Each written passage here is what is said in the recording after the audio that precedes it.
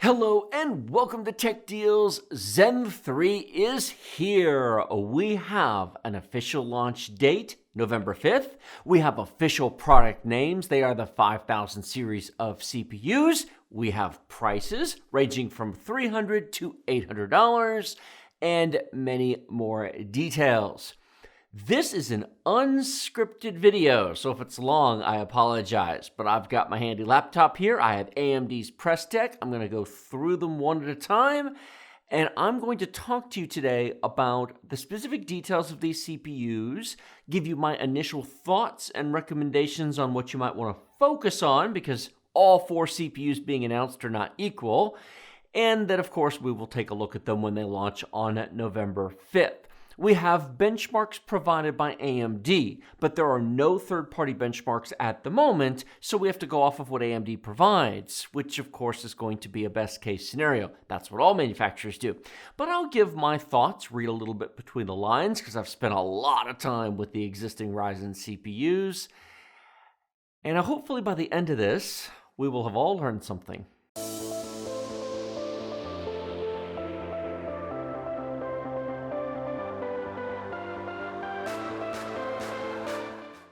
In March of 2017, AMD launched the Ryzen 7 series of CPUs and changed the PC landscape dramatically. Prior to that date, 4-core CPUs were normal and had been for more than 10 years. Now, AMD is not a new company by any stretch. In fact, they go back to the very early days of the PC world. My first AMD CPU personally was an AMD K5 back in the mid-90s. Then they had the K6, then the Athlon, and of course, many more beyond that. While I don't have boxes to some of those early CPUs, because why would I do have a variety of earlier CPUs here, some of which are better than others. And for a while there, it was questionable as to whether or not AMD was going to survive, because while there was a time an AMD FX series CPU was a good budget option, it certainly never really held a candle to Intel. Although with 8 threads at an early date, it actually has not aged too poorly, but man, the frame times can be terrible in cases. Moving on from the past, because we're not here to talk about the past, we're here to talk about the future. And the future is Zen 3. Now, Ryzen 1 was amazing in 2017. It had its flaws, but the fact of the matter is, it was reasonably good enough with 8 cores and 16 threads for $329. And that value proposition, less money than an i7 7700K, which had 4 cores, 8 threads, it was such an interesting value proposition that a lot of the early teething issues could be, if not completely overlooked, at least understood and accepted that the first 6 months were going to be a bit rough. And to be completely blunt, they were. But I built a Ryzen 7 1700. I used a Ryzen 7 1700 for my channel. And so I had a chance to witness the improvement throughout 2017 as BIOS updates came, RAM support improved, etc. Windows got updated, software got updated. I used Adobe Premiere Pro for our video editing. It got improved. And through the course of 2017, the experience progressively got better as AMD just hammered away at it and made things, shall we say, nicer, less fussy, and more dependable. The following year, they released Zen Plus, which you know was the Ryzen 2000 series CPUs. Ryzen 7 2700X was the peak there. They didn't bother making a 2800X, $329. They dropped the idea of trying to sell $500 8-core chips, which really didn't make any sense with the 1800X. And I'm pleased to report it was a solid improvement in several ways. First, a 1700X has a 3.5 gigahertz all-core turbo, whereas a 2700X has a 4.2 gigahertz all-core turbo. That's a fairly solid 700 megahertz jump. But more importantly, while the IPC didn't improve, the instructions per clock cycle didn't improve tremendously, they did improve the core-to-core latency, and they did improve overall system responsiveness. Using a 1700X and using a 2700X, the difference in raw compute, like running Cinebench, running Blender renders, running Adobe Premiere Pro, rendering video output is not substantially faster, but using the Windows desktop, opening programs, opening Chrome, browsing websites, waiting for a YouTube video to start playing, the 2700X is snappier and more responsive. And so they made some really nice improvements, kept it competitive, kept the clock speed up. And then, of course, Intel woke up and went, hey, maybe we should provide the consumers with more than 4 cores, which they did in the 8700K and then the 9900K for $500 and introduced the i9 branding. But they did. And I did a launch review of the i9 9900K and compared it to the then best 2700X. And in that video, I said the 2700X provides compelling value, but if you want the best, it's still Intel. And for the $200 price difference between the two at the time, I said, the 2700X makes a lot of sense. But honestly, the i9 still crushes it if you're a premium user. Now, that was true then. But it's not true now. Fast forward to today, and lo and behold, at least according to AMD, AMD now makes the fastest gaming CPU in the world. Now, that has not been independently tested or verified, but it's a bold claim. They claim that the new Ryzen 9 5900X beats the i9 10900K at 1080p gaming with a really good video card, which I hope you're not doing, but it does, and that's fine because Intel tests the same way too. They love testing 1080p to show their high frame rates. And so if that's true, challenge to Intel. We'll have to see what Rocket Lake look like next year. Now, the most impressive number, I'm going to show you the slides here in a second, the most impressive number that just leapt out at the screen to me and said, whoa, look at this, was Far Cry New Dawn. If you've watched my benchmarks at all in the past year, I've said over and over and over when I've test benched Far Cry New Dawn across AMD and Intel, this is a game that favors Intel chips. And so if you want to make Intel look good, run Far Cry because it just runs really well on Intel processors. And it does. Maybe until now. So we'll have to I promise you I will test that as soon as I can get a hold of the CPUs. Hopefully at launch, but we'll see. Then definitely that will be in the test because if it closes the gap there, that'll tell me right up front that it's going to close the gap almost everywhere else. This is exciting. Taking a rewind just for a second, I said 2700X versus i9. You'll see in front of me I have some newer boxes, or at least these two are. I looked and looked and could not find my 3700X box. That's actually a 2700X, but whatever. Just pretend it's a 3700X box because these certainly are third gen. Zen 2 closed 90% of the gap with Intel. They didn't match it. In general, in gaming, an i9 10900K and frankly an i9 9900K is still faster in gaming than a Ryzen 9 3900X, but not by much. 10% give or take. It's close. In a blind test, without the benchmarks running, without the frame rate numbers running, if you're not looking at a chart going, look at this graph, look at that, ooh, that bar is 4 frames per second faster, it wins. Okay, you're never going to tell 4 frames per second in the real world. That's just ridiculous. And of course, if you're playing at 4K, your graphics card is usually the bottleneck. But a lot of people like to point to those graphs and say, see, it's faster. But if the difference is not substantial, if you're not looking at, 20% difference, when you turn the graphs off, you turn the numbers and the MSI Afterburner off, and you just play the game, do you know what you're really going to notice more than anything else? Is the game responsive? Is it smooth? Is there any input lag? And are the frames delivered consistently? And one thing the Ryzen 9 does really well, actually more than the Ryzen 7, even though it doesn't show up in benchmark charts, is smooth frame times. And part of that is due to the cores, and part of that is due to the on-chip 70 megabyte cache, which dwarfs the Ryzen 7 and dwarfs Intel's on-chip cache. Really helps if memory latency is an issue or large data sets are moving, and I really do like the Ryzen 9 for a premium gaming experience. But that was a year ago, actually a year and a half ago, when AMD launched Zen 2, and now they're launching Zen 3. So that's a bit of a history lesson.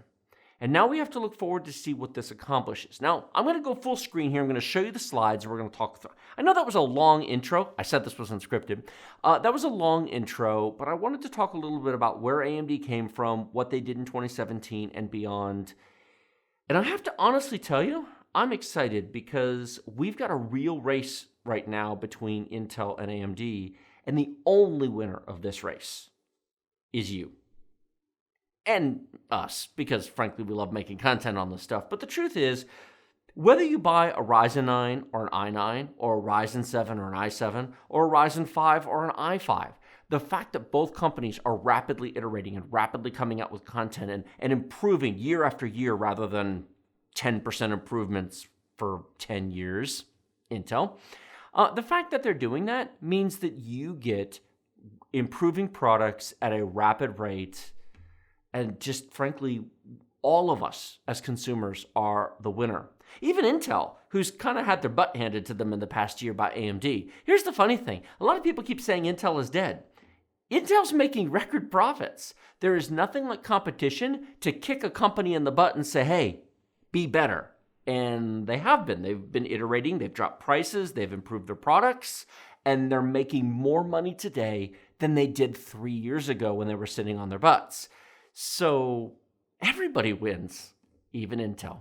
Here we are with our first slide, AMD, where gaming begins. I have to say, that's a really pretty picture. It's almost like a smiley face, and it just demonstrates the chiplet design that AMD is using. The fact that they can customize their products up and down the product stack and not have to use a unified die actually gives them a lot of options and cost competitiveness compared to, shall we say, Team Blue.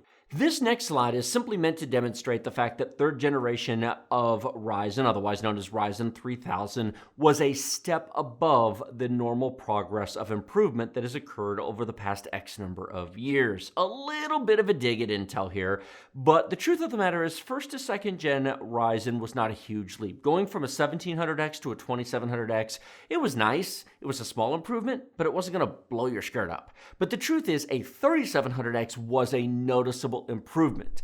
If you switch from a 1700X to a 3700X, you don't need benchmarks to tell the difference. Windows runs faster, updates run faster, everything on your computer is just more very responsive. My wife has used all of those. She's got a 2700X on her streaming machine. She used to have a 3700X at home. We downgraded her to a 3600X because we needed the chip. And she now has a 3900X at the office. And you can take her 3900X. If you can dodge the frying pan she'll throw at you, because frankly, the improvement is dramatic and noticeable.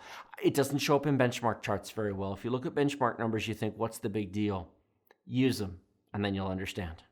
Delivering as promised. 14 and 12 nanometers in Zen and Zen Plus, and then 7 nanometers in July of 2019. And now, in the fourth quarter of 2020, we've got a refreshed 7 nanometer in the form of Zen 3. For what it's worth, there's another company you may have heard of that's been on 14 nanometers since 2015. I can't seem to quite think of the name of them. Maybe some of you can help me out in the comment section below, but I do believe we're up to 14 nanometer plus. I might need two hands for this. You'll have to help me. Anyway, the fact that they've done this and the fact that they have delivered on iterations every year, for a company with the resources of AMD, I gotta give them 2 gold stars because that's pretty impressive. Here you can see the Zen journey. They've kind of grouped Zen and Zen Plus here together, but I personally think that while those really are sort of the same chip with some refreshes and updates, they almost deserve their own story because there is a difference between them and there are different levels and models of chips. But moving on from that, you have Zen 2. And one thing I want to draw your attention to is this is the move to the chiplet design, this is the move to 7 nanometer, and this is the move to 16 megabytes of L3 cache per complex. That increase in cache count really helps make up for the core-to-core latencies, the CCX complex latencies, the latencies of the chiplets and connecting to an I/O die. It is not as efficient as Intel's design. Let's be completely blunt. There's a reason why the Ryzen 9 3900X needs a 70 megabyte on-chip cache. It is masking the inefficiencies in the design. A Ryzen 9 3900X, for those of you curious, is actually 4 3-core chips glued together. It has Infinity Fabric going this way, and this way, and this way, and this way, and this way. And all of that combined with all of those cores going to the I/O die, which then has to go to the memory bus. Intel's ring bus on their chip is simply superior. However, it has a limit to scaling. You cannot just scale to 20 cores on their ring bus design because then the difference in core latency between the cores becomes a problem. That's a topic for another video. This is an ingenious design because using the Infinity Fabric design, there's really no theoretical limit. There is, but there's no reasonable limit to the cores that they can go to. They have, after all, released a Zen2 64-core Threadripper and a EPYC, otherwise known as Rome, their server CPUs, with 128 cores under a single integrated heat spreader. Now, that's a lot of chiplets and a lot of complexity, but the fact that that works is impressive. It truly is. So credit to AMD's engineers. Moving on to Zen 3, the boost speeds are improved. We have an IPC, or instructions per clock cycle, uplift. There is a new core layout. We're going to talk about this more in a second. This is a big deal, folks. That right there is probably the single biggest deal of Zen 3. And then a new cache topology. We've improved that as well. It's 7 nanometers, just like Zen 2. Here you can see a very rough overview of the Zen 3 core architecture. Wider, faster, and even more efficient. Well, actually, that's probably all very true. The 8-core complex you can see right in the middle of the screen is the big highlight. All of the existing Ryzen CPUs to date used 4-core CCX complexes. So everything was derived off a base 4-core design. They have now changed that to a base 8-core design. What does that mean? Well, that means that a Ryzen 7 3700X is 2 4-core chips glued together. A Ryzen 7 5800X, yes, we're skipping the 4000, a 5800X is a single 8-core complex with no internal Infinity Fabric. This will improve core-to-core latency, responsiveness, memory bandwidth. This will just make the chip run better. It also means that a Ryzen 9 5900X is no longer 4 3-core chips glued together with a ridiculously complicated Infinity Fabric layout. What it means is that it is 2 6-core chips glued together with a single cross Infinity Fabric and then links to the I/O die. Now, it's still 2 8-core chiplets, but they've had 2 cores disabled, certainly for binning and die purposes, to find the best ones available, because the very best ones become the Ryzen 9 5950X, which is $800. We'll get to that in a minute. This improvement, this change, means that all of these chips should be faster, more responsive, and is probably one of the reasons why AMD can claim to have the fastest gaming CPU in the world. This graph right here is a ridiculously simplified graph that simply says, across 25 workloads, there is a mean of a 19% instruction per clock cycle uplift. I think IPC is a topic that gets tossed around, a term that gets mentioned a lot, but maybe some of you don't understand exactly what IPC means. Instructions per clock cycle simply means how much work can be done each time the CPU flips its transistors on and off. Now, billions of cycles per second is a lot. Think of a light switch. You go over to a light switch and you go, okay, turn on, turn off, turn on, turn off. Now let's do that 4 billion times per second. That's impressive. Now let's do that across billions of light switches, billions of times. How these things even work is just truly remarkable. Effectively, IPC means this. A Ryzen 9 3900X at 4 gigahertz will do less work than a Ryzen 9 5900X at 4 gigahertz. Let's be clear about that point. At the same clock speed, the new Zen 3 chips do more productive work. Think of this. You're out in a field with a shovel, and you've got a shovel and you can scoop dirt. And every time you scoop dirt, you move a certain amount of dirt. Now, there's 2 factors that affect how much dirt you can move. How fast you can move the shovel and how big the scoop on the shovel is. Clock speed is the speed with which you can shovel the dirt.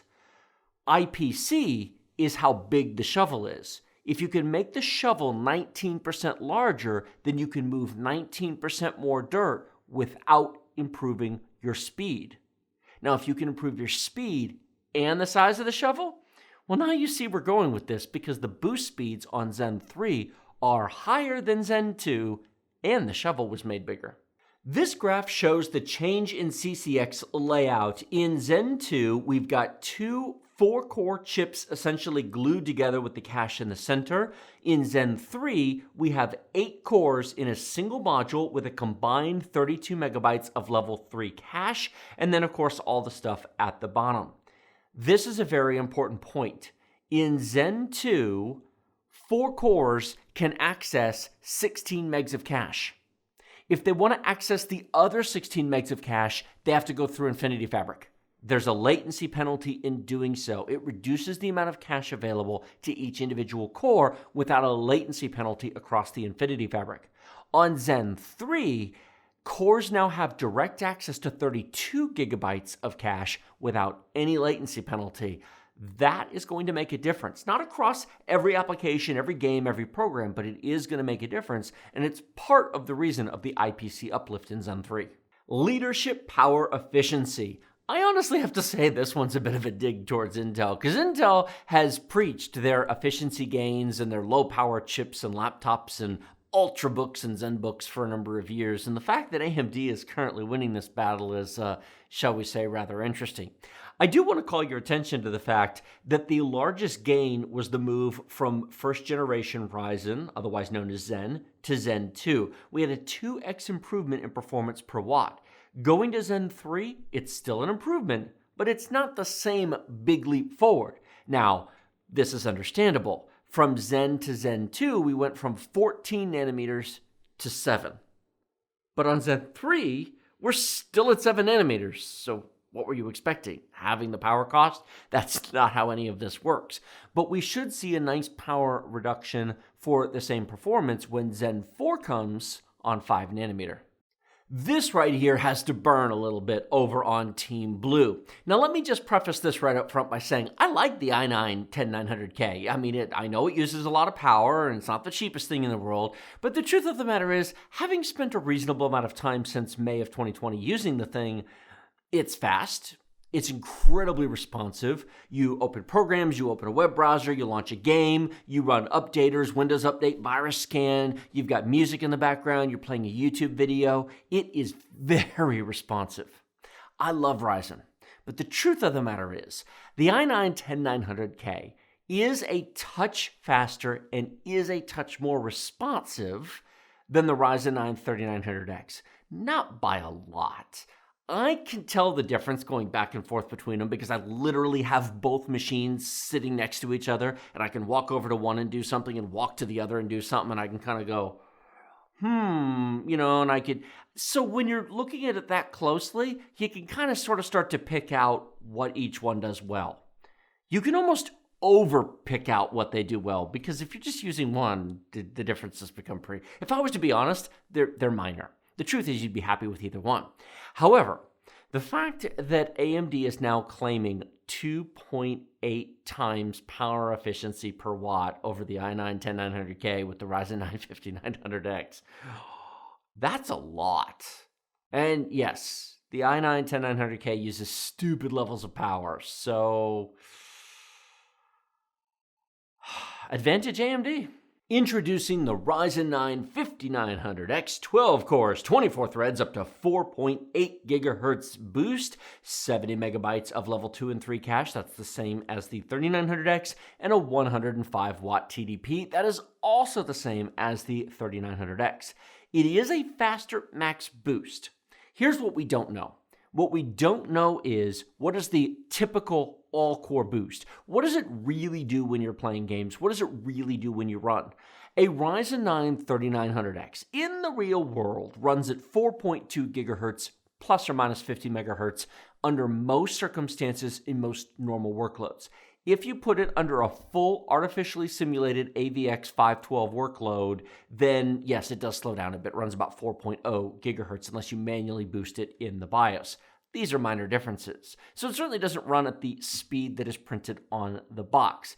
Now, what's interesting is the same is true of the lower level chips. A Ryzen 7 3700X and a Ryzen 5 3600X also run at 4.2 gigahertz out of the box, plus or minus 50 megahertz, And they also slow down to 4 gigahertz even when put under a full AVX workload. The 3600X chip is 200 megahertz slower, and the XT chips, the 3800XT and the 3900XT, are 1 to 200 megahertz faster. All of these are pretty minor differences, to be truthful. They look nice in benchmarks, but they're pretty minor, all things considered. With these new chips, with the 5900X, now it's marked as having a max 4.8 gigahertz turbo. It is not going to run at that speed out of the box. What will it run at? My gut tells me 4.5, but I do not know that for sure. That's just what I would expect it to do based upon prior experience. Maybe it'll do 4.6, maybe it'll be 4.4. Either way, it will be faster than the 3900X in both clock speed and IPC. Here we have 10 games tested between a Ryzen 9 3900X and a Ryzen 9 5900X. Right, at 1080p. Okay, I'm sure these numbers are all accurate for whatever scenario they tested. How many of you are buying a $500 CPU to play League of Legends at 1080p? Raise your hand if that is you. Okay, the 2 chuckleheads in the back can put their hand down. That's silly. Nobody is doing that. So, while it's interesting, who cares? Furthermore, I would make the same argument for F1 2019, CSGO, and honestly, just in general in most circumstances. I said earlier the Far Cry New Dawn result impressed me the most, and the truth of the matter is it does. A 22% performance improvement, okay, it's at 1080p, but we're testing CPUs here. That brings it pretty close to Intel. Now, I suspect an i9-10900K is still going to beat AMD here in the real world outside of their tests, but you never know. I promise you we will test that. Cinebench R20 is one of AMD's favorite benchmarks. Why? It favors AMD CPUs. I would use it too if I was wanting to show off how wonderful my CPUs are. That being said, credit is due where credit is due. The fact of the matter is 631 is an amazing single-core score on a Ryzen 9 5900X. And given that that's a fairly simple, easy, repeatable, straightforward CPU benchmark, I'm going to call this one as accurate. I'm sure that if you want to do Blender rendering, you found your CPUs. Here you can see the Ryzen 9 5900X compared to the i9-10900K. And again, 1080p resolution, which is absurd for $500 CPUs. None of you should be doing that, but, well, it's certainly an impressive looking chart. It'll be interesting to see what it looks like in 1440p with a different graphics card selection and different detail settings. It is a very bold claim to say the Ryzen 9 5900X is the world's best gaming CPU. One of Intel's great claims to fame for some time has been, we make the fastest gaming CPU in the world. Yes, I'm channeling my inner Jeremy Clarkston. But the fact of the matter is, AMD is now claiming they make the fastest one in the world. We'll all find out on November 5th. We finally come to the prices, and your eyes do not deceive you. We have a price increase. Yes, the Ryzen 5 5600X is now $299.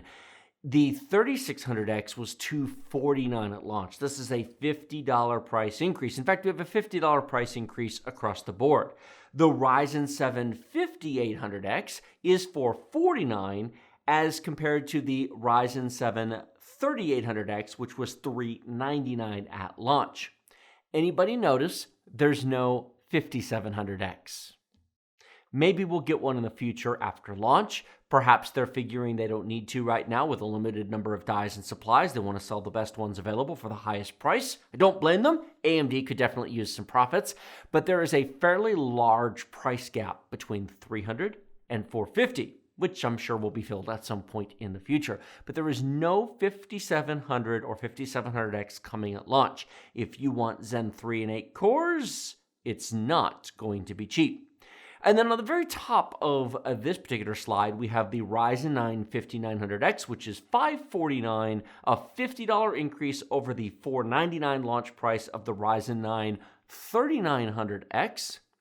But it's also a fairly substantial price increase over the street price of the 5900X. Now, as I'm recording this video, the street price of the 3900X is $429. That's what it is on Amazon. That's what it is on Newegg, at least on the day of the announcement.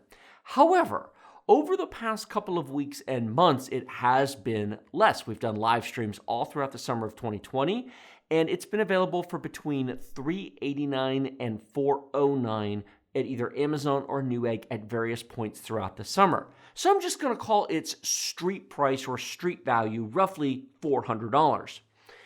Putting a $400 value on it, we have a $150 price difference between the real world price of the 3900X and the launch MSRP of a 5900X, which it certainly will cost at launch. It'll go down at some point. I'm sure it'll hit $499 at some point after launch. They usually do.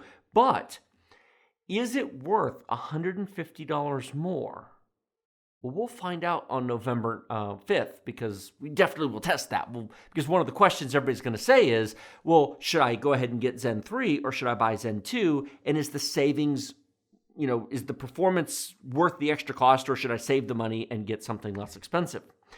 Then we also have Black Friday coming up. Now, this isn't really part of the launch announcement, and this will age poorly when we're past Black Friday, but I do want to toss out a thought. Black Friday last year, we had amazing deals on AMD CPUs. In 2019 and 2018 and 2017, Black Friday brought amazing AMD CPU deals. Will we see Zen 2 CPUs discounted heavily then? I actually don't think we will. Come back and leave a comment after Black Friday and you can tell me whether I was right or wrong. But I actually don't think we're going to see those level of discounts. They don't have to, because Zen 2 is very competitive. It's very close to Intel. They're very good CPUs. We'll see some discounts. But I don't think we're going to see a $199 3700X. I don't think we're going to see a $299 3900X. They just have no need to sell them that cheap. If we can get like a $349 3900X or a $249 3700X, those would be pretty compelling compared to these launch prices. We'll do dollar cost per frame per second charts and testing, and we will take a look at that in detail when we have real street pricing and availability of both Zen 2 and Zen 3 when they launch. The other thing I want to bring your attention to on these CPUs is only the Ryzen 5 comes with a boxed cooler. The Ryzen 7 and Ryzen 9 do not. AMD has come to the realization that people who buy $500 CPUs put aftermarket cooling on them, and the Wraith Prism RGB, as nice as it is, simply isn't really all that competitive on these new high-power CPUs. So you'll have to factor in the price of an add-on cooler in addition to the CPU. Performance per dollar is an interesting metric. I've done it in a variety of videos in the past, dollar cost per frame per second and so on. I wish we had the true raw numbers here rather than just graphs with no baselines or percentages, because these don't really tell you anything. There's no hard data to do any analysis. I would draw your attention to the bottom of the screen. They're showing $549 for the Ryzen 9 5900X and $529 for the i9 10900K. Well, here's the thing. The i9 10900K is virtually impossible to find. It has been out of stock all summer long, and really it's been replaced by the i9 10850K. What is the difference between the 10900K and 10850K? Nothing. Nothing you'll care about. The only difference is the thermal velocity boost is 5.2 gigahertz on a 10850K and 5.3 gigahertz on a 10900K. I have both. I've shown them to you in previous live streams. In the real world, there's no difference between the chips. There's no difference between the overclocking unless you have ridiculous monster cooling, expensive motherboards, and you really just pour stupid levels of money to get another 100 or 200 megahertz out of it. The truth of the matter is, they both run at 5 gigahertz really well. They'll run at 5.1 if you push it a bit. 5.2 takes everything they've got, and 5.3 is ridiculous. You just run into a temperature voltage wall that is like running into a brick wall, and it's very hard to do. I've settled on 5 gigahertz even on all of my tests because it's a reasonable temperature with a reasonable cooling requirement, and it's really only 100 megahertz boost over the 4.9 all-core turbo of both chips. But that's not the point. The point that I want to draw your attention to is the fact that the i9 10850K is not $529. In fact, For a week during the Gametober sale on Newegg, it was available for $455. That's pretty interesting because that kind of price drop can move these graphs by quite a bit. Of course, it still has a pretty hefty cooling requirement. If you add in the price of a 360mm liquid cooler versus, say, a $70 tower cooler on the Ryzen 9, that kind of eliminates the price difference. I get that. We'll have to see how much cooling the Ryzen 9 5900X really requires. But keep in mind that they're comparing MSRP to MSRP here, and that's not really a fair comparison. In some regards, the i7 to Ryzen 7 comparison is more fair. Take a look at this. The i7 10700K is listed at $409. This has certainly been cheaper, but it has not been dramatically cheaper. It's been $379, $389 a bunch. Any cheaper than that is a really odd sale. So we're only looking at a very minor discount. It doesn't require as much cooling as the i9 does, but it still requires a fairly decent cooler to get 5 gigahertz out of it. And then we come to, oh boy, have I got something to say here. This deserves a video all in of itself.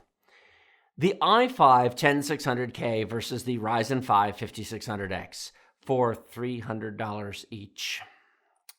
It is 2020. If you are spending $300 on a 6-core 12-thread chip that is 4+ gigahertz for premium performance, 2017 called and would like their i7 8700K back.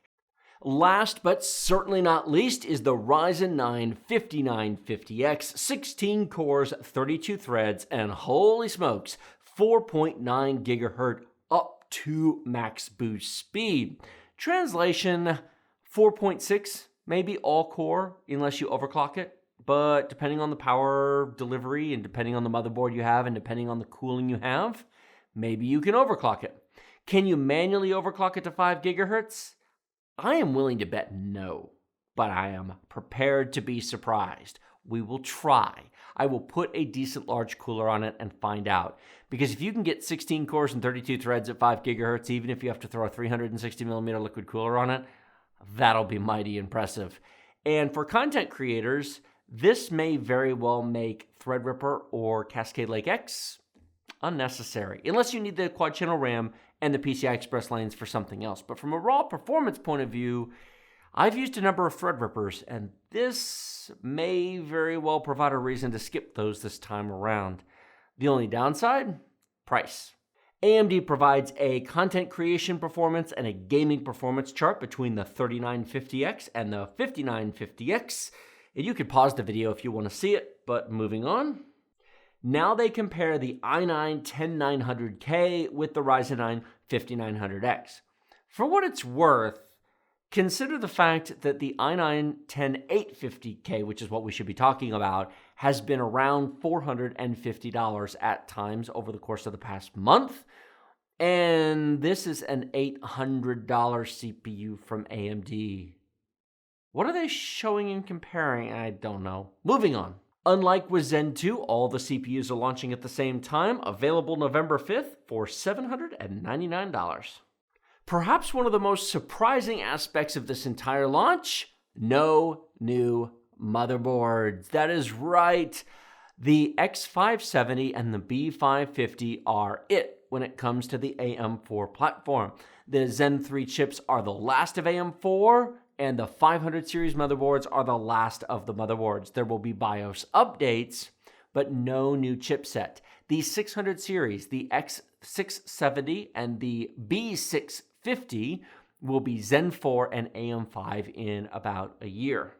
It is worth noting that if you have a 500 series board with a BIOS of AGISA 1.0.8.0 or newer, you can post and boot right now to a Zen 3. At launch, users should upgrade to a BIOS with AGISA 1.1.0.0, yes, those are ridiculously long, for the best experience.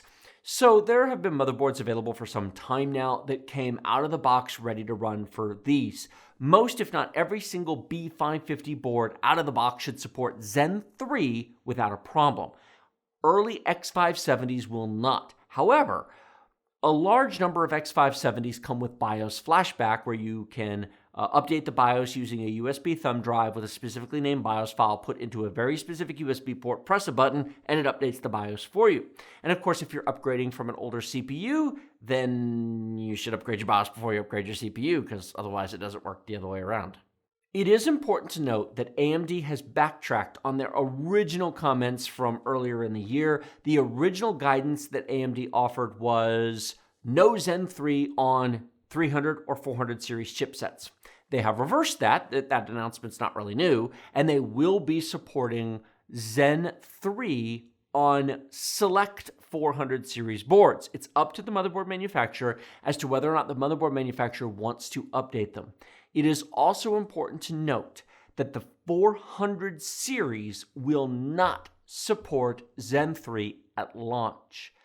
Selective beta BIOS updates will become available around a month after launch, give or take a little bit. It's going to certainly depend upon how responsive and how quick each of the motherboard manufacturers is. And those early BIOS updates will support it in the sense that they will boot and run. It does not mean, and I hope everybody is listening very clearly, because if you have a 400 series motherboard, you should listen to me. It does not mean that you will get the max turbo. It does not mean that you will get the max power efficiency. It does not mean that you will get the max performance. It means it will boot and it will run. But there's a lot of internal things in the BIOS that control the turbo boost and the power consumption and the responsiveness and how the CPU operates with the chipset. In short, they have to do some optimization work to clean it up. My guess, if I was a motherboard manufacturer, is that I would make my most popular selling motherboards and my most expensive motherboards compatible first, and I would optimize those the most. And my OEM boards and my cheap motherboards I would do last, and I would honestly optimize them the least. A good example, if you are ASUS, you would take your ASUS ROG Strix, for example, and you would make sure that works as soon as possible. Those are very expensive motherboards, they're very nice, and you want to make sure that your customers are happy. On the other hand, there are some very cheap $79 and $89 Prime-A B450 motherboards with very little VRM cooling and very few features that were sold really cheap. They're in a lot of OEM systems. And those will probably get a beta BIOS update, and they will probably get very little optimization, because those aren't the kinds of customers who are likely to install a Ryzen 9 5900X in their $79 motherboard. Nor should you. That's kind of silly. But you might be tempted to install a Ryzen 530, a Ryzen 5 5600X. I'll have to get used to these numbers. And I don't know that I'd be jumping up and down to do that either. Here's my advice until we know more. Wait until at least a month post-launch if you have a 400 series motherboard before you consider buying any of these things. We need to see where the chips lay when it comes to BIOS updates. You might want to wait until sometime in 2021. Let them release 2 or 3 rounds of 400 series chipset BIOS updates before you go out and change your BIOS and change your motherboard, lest you take a perfectly good working system and turn it into a non-working system. That's likely to happen at least once. I had that happen to me on more than one system, taking 300 series chipsets and putting Zen 2 on them. I eventually sorted every one of them out and got them all working, but I had more than one premium X370 motherboard brick in the process. One from ASUS, one from Gigabyte, both over $200, neither of which should have, but thankfully they both had BIOS flashback, and that saved it, because otherwise that was not going to be a pretty day. It sounds great to upgrade your CPU. It really does. It works. Sometimes it works right out of the box. I have had it work first try without a problem. I have done a lot of upgrades on a lot of different boards. I upgraded my capture machine, for example, has an MSI B450 Tomahawk, not the Max, the first version, and that's what this chip is currently installed in because it's not on the box. And I updated the BIOS, put the chip in, and it worked. Simple as that. We had an MSI X470 Gaming Plus that went from a 1700X to a 3700X. Update the BIOS, put the chip in, worked first try without complaint. Although I would point out those were 400 series boards going to Zen 2, not 300 series boards. A relentless pace of innovation, Ryzen 5000 series delivers what gamers want. Across all the metrics, AMD is the market leader, at least according to AMD's slide. I know, I'm shocked. Insert Home Alone Macaulay Culkin face. But they might be right. This is an impressive list. I have to say, kudos. 2 gold stars to AMD. Dr. Lisa Su and her team have done amazing things in the past 4 years, and all I can say is thank you, AMD. As a bit of a tease, AMD put a shot here of one of the upcoming 6000 series of Radeon graphics cards and provided 3 little benchmarks at 4K, which makes sense. If this is in fact what it's supposed to be, then this is going to be comparable to an RTX 3080. These numbers look impressive. It's just a bit of a tease until the actual launch comes on October 28, and when it does, I promise you we will cover it. Well, that concludes all the AMD slides. Here's the short version. The Ryzen 9 5900X looks amazing, and I'm very excited. The $50 price increase over the Ryzen 9 3900X, at least in terms of launch prices, it sucks, but I understand. The lack of a cooler sucks even more, although I don't like the cooler that the 3900X came with because it's loud, in my opinion. It does cool effectively, but it's hot and it's loud, and so we've always replaced them with aftermarket cooling. The bigger issue is street prices. If a 3900X is under $400, you might actually want a 3900X. And then let me expand that further.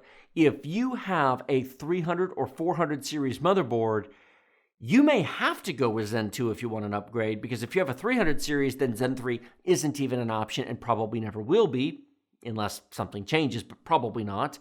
And if you have a 400 series chipset, who knows when proper stable support actually comes. So if you have a Ryzen 5 1600, if you have a Ryzen 7 1700, and you've been waiting to upgrade, you've been thinking, Zen 3's coming. I bought the first generation Ryzen. I will wait for the last generation of Ryzen on AM4, and then I'll make the biggest upgrade, and then I'll keep that for a few years. Well, if you have a 300 series motherboard, guess what? You're not doing that. So what you might want to do is you might want to wait for the holidays, and you might want to watch for sale prices on Zen 2, because if you can pick up a Ryzen 5 3600 for $150, a Ryzen 7 3700X for $250, maybe less, and if you can pick up a Ryzen 9 3900X, too many different numbers, for $350 or less, those may be good prices for you to go ahead and upgrade your 300 series board and just accept, I'm just not getting Zen 3 and that's the way it is. And then you can use those CPUs for another 2 or 3 years, and then AM5 will be out, DDR5 will be out, PCI Express Gen 5 will be out, and all new chips and all new stuff on the 5nm production process, and then you can consider upgrading again in a couple of years. The 5800X, oh boy. Hi AMD guy. I apologize profusely if this upsets you in any regard. The 3800X is not priced right, in my opinion, because $450 is too much for that. There is only a $100 price difference between a 5800X and a 5900X. And the fact that that is basically a 20% price difference, a little bit off, but it's about a 20% price difference. But it's a 50% core difference and a 50% performance difference, assuming a perfectly multi-threaded workload. Why would you spend $450 on an 8-core chip when $550 buys a 12-core chip? Now, your response might be, well, I don't do workloads that require 12-core chips. Fair enough, you might not. But you probably will in the next 3+ years. The world is going that direction. The new game consoles have 8-core 16-thread Zen 2 CPUs. Think of them as a non-X version of a 3700. So the $299 Xbox Series S has a 3.5 gigahertz 8-core 16-thread Zen 2. And you're going to spend $450 on an 8-core 16-thread Zen 3 that's 30% faster? Even if it's 50% faster. Yeah, I'm really struggling with that one. If it were $50 less, I'd feel differently. At $399, I'd like it more. And then we've got the Ryzen 5 5600X, which for $300, yeah, $249 would have been a better price on that one. And then we have the Ryzen 9 5950X, which at $800 doesn't bother me, to be honest. The 3950X, the 16-core chip, was $749. Street price is currently $700.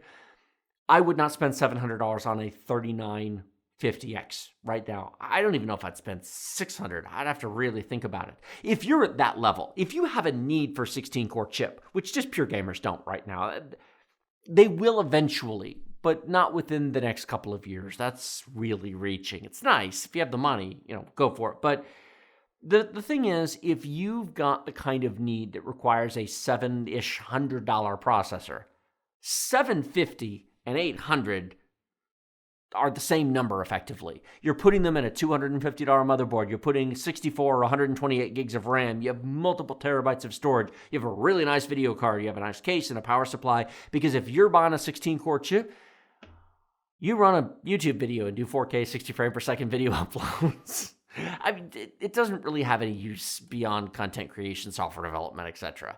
And so $50 one way or another is not going to change the outcome, all things considered. I've benchmarked and tested the 3950X. It's amazing. I'm sure the 5950X will be amazing. We'll test it. But yeah, as you go down in the product stack, I'm bothered by the prices a bit more. I'm not bothered by the lack of new motherboards. The 500 series motherboards are great. The features are great. The capabilities are great. They are a dramatic improvement over the 300 and 400 series boards. I like them. So that's awesome. And as far as what you should do, I'm going to save upgrade analysis for a future video because everything else, you start getting into speculation at some point. I've already done tons of speculation in this video. I'll give you one thought. If you have a Zen 2, you don't need a Zen 3. If you have a Zen 1, you might, but your motherboard might prevent you. If you have an older chip, these things are going to be awesome. The only question then becomes, do you buy a full-priced Zen 3 at or near launch? Or do you buy a discounted Zen 2? Or do you wait for the first quarter of 2021 when Intel will be launching the 11th generation Rocket Lake CPUs, which will install on existing 400 series Intel motherboards, and for the first time in 6 years, they are finally introducing something besides a Skylake core. Many people don't realize this, but 6th, 7th, 8th, 9th, and 10th generation Intel desktop CPUs are all the same core. They have more cores, they've improved the clock speed, they've made minor iterative improvements to them over the years, but the truth of the matter is a 4 gigahertz i7 6700K and a 4 gigahertz any 10th generation chip, core to core, clock to clock, is more or less the same CPU. They've obviously gone to 10 cores, they've also gone to 5.3 gigahertz, but they haven't changed the cores. Rocket Lake, or 11th gen coming next year, Willow Cove cores. The first IPC improvement from Intel in at least on the desktop. The past year or two has had that in the laptop side, and there is a legit improvement there. Of course, there's 12th gen Alder Lake in fourth quarter 2021, which is a really fast iterative launch. That's a topic for a future video. Like this video if you like it, share it with your friends if you love it. Remember to subscribe to the channel with the big, huge red button directly below. Questions, comments, thoughts, feedback, suggestions. You know where the comment section is. Type away. I am dying to hear your feedback on this one.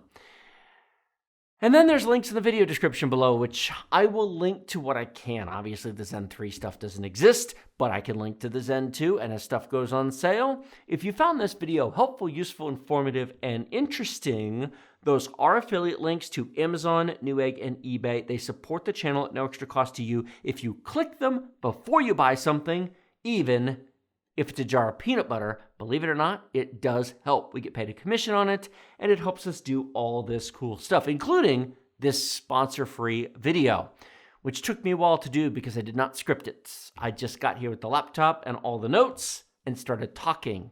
My apologies for the length of it, but what can I say? I'm trying to get this up within 24 hours of the announcement, And so this is the quickest way I could think to do it. Thank you all so much for watching. I will see all of you next time.